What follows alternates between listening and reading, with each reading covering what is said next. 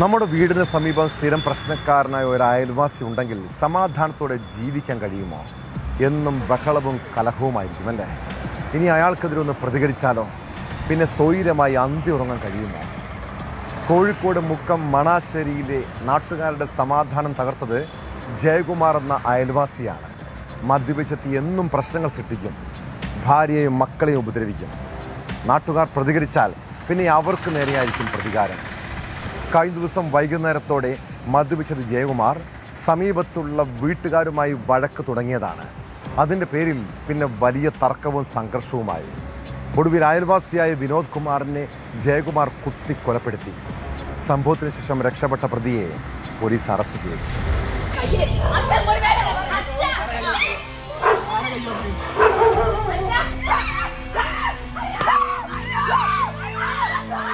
ചൊവ്വാഴ്ച രാത്രി 7:15 നാടിനെ നടുക്കിയ കൊലപാതകം. വഴക്കിനിടെ വിനോദിന്റെ കഴുത്തിനാണ് വെട്ടേറ്റത്. ഉടൻ തന്നെ സമീപത്തെ സ്വകാര്യ ആശുപത്രിയിൽ എത്തിച്ചെങ്കിലും ജീവൻ രക്ഷിക്കാനായില്ല. മദ്യലഹരിയിലുണ്ടായ തർക്കമാണ് കൊലപാതകത്തിൽ കലാശിച്ചതെന്നാണ് പോലീസിന്റെ പ്രാഥമിക നിഗമനം. കൊലയ്ക്ക് മുൻപ് തന്നെ ഏറെ നേരം ജയകുമാർ മദ്യലഹരിയിൽ പ്രദേശത്ത് സംഘർഷാവസ്ഥ സൃഷ്ടിച്ചിരുന്നു.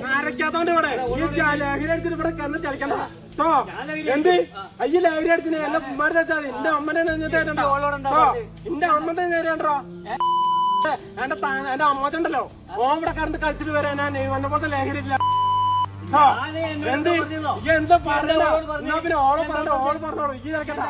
കൊലപാതകത്തിന് ശേഷം ഒളിവിൽ പോകാൻ ശ്രമിക്കുന്നതിനിടെ മണാശ്ശേരിയിൽ വെച്ച് ബുധനാഴ്ച രാവിലെയാണ് ജയകുമാർ പിടിയിലായത്. പ്രതിയെ കണ്ട മണാശ്ശേരിയിലെ ഓട്ടോ ഡ്രൈവർ പ്രതീഷ് ഇയാളെ തടഞ്ഞുവെച്ച് ബഹളം വെക്കുകയായിരുന്നു. ബഹളം കെട്ടെത്തിയ നാട്ടുകാർ പ്രതിയെ തടഞ്ഞുവെച്ച ശേഷം പോലീസിനെ അറിയിച്ചു. തുടർന്ന് മുക്കം പോലീസ് എത്തി ജയകുമാറിനെ കസ്റ്റഡിയിലെടുക്കുകയായിരുന്നു.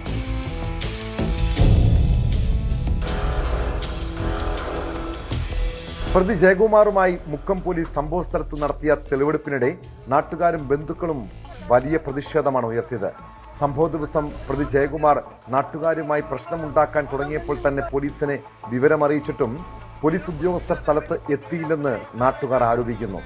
അപ്പോൾ പോലീസ് വന്നിരുന്നെങ്കിൽ കൊലപാതകം നടക്കില്ലായിരുന്നുവെന്നാണ് പറയുന്നത്. അന്നത്തെ ദിവസം മുഴുവൻ കണ്ട മനുഷ്യർ ഞാൻ ഒരു അക്ഷരം കണ്ടിട്ടില്ല. എത്ര തവണ ഞങ്ങളെ വിളിച്ചെന്നറിയോ? 5 മണിക്ക് ശേഷം ഫോൺ കോൾ വന്നത് എത്ര കോളാന്നറിയോ സാർമാരെ? എല്ലാരും വിളിച്ചതാ പോലീസ് സ്റ്റേഷനിലേക്ക്.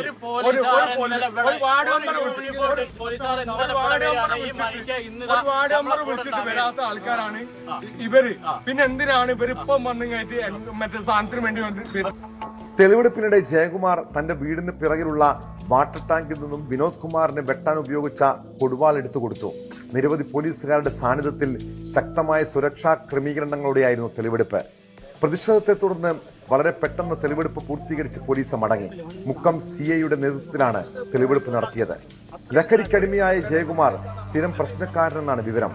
ഇയാൾ മുൻപ് പോക്സോ കേസിലും പ്രതിയാണ്. പ്രതിയെ കസ്റ്റഡിയിൽ വാങ്ങി കൂടുതൽ ചോദ്യം ചെയ്യാനാണ് പോലീസിന്റെ തീരുമാനം.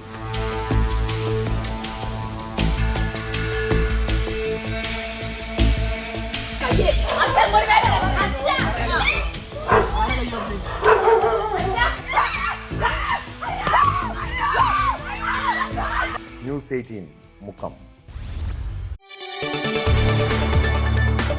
കൂടുതൽ വാർത്തകൾക്ക് news 18 Keralam YouTube channel subscribe ചെയ്യുക.